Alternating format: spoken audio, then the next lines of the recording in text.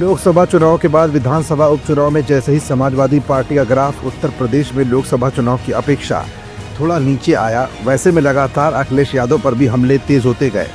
इन राजनीतिक हमलों में कभी अखिलेश के सहयोगी रहे ओम प्रकाश राजभर पीछे नहीं रहते, लेकिन बीते 2 महीनों में अखिलेश को लेकर राजभर ने इतनी तीखी आलोचनाएं कभी नहीं की जितनी अब कर डाली है। आखिर आजमगढ़ पहुंचे बड़बोले नेता ओम प्रकाश राजभर ने अखिलेश पर कौन से आरोप लगाए?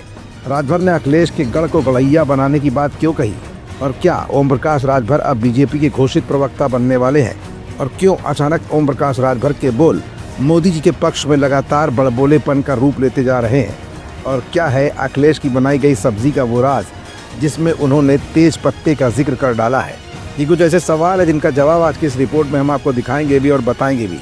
दरअसल ओम प्रकाश राजभर एक महिला जागरूकता महासम्मेलन को बतौर मुख्य अतिथि संबोधित करने के लिए आजमगढ़ पहुंचे थे। ये वही आजमगढ़ है जो समाजवादी पार्टी के लिए मुफीद लोकसभा क्षेत्र माना जाता है। राजभर ने कहा कि विपक्ष के लोग पीडीए की बात करते हैं, उनके पीडीए का मतलब परिवार डेवलपमेंट अथॉरिटी है। ओम प्रकाश राजभर ने कहा कि असली पीडीए तो मोदी जी के साथ है।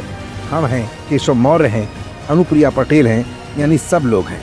उन्होंने कहा कि जब लोग सत्ता में होते हैं तो पिछड़ा, दलित और अल्पसंख्यक याद नहीं आता। कांग्रेस यूपी में 50 साल और देश में 60 साल सत्ता में रही, उसने कभी इस समाज की बात नहीं की।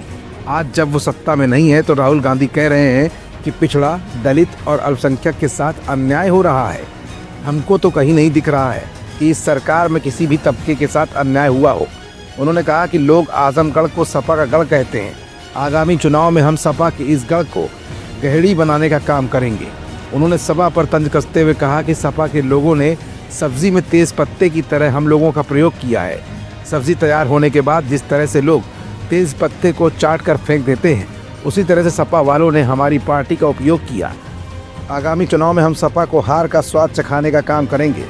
उन्होंने कहा कि मोदी जी ने महिलाओं को 33% आरक्षण दिया है। देश की आधी आबादी महिलाओं की है।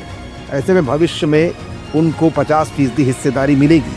यही वजह है कि हम शिक्षा के प्रति महिलाओं को जागरूक भी कर रहे हैं।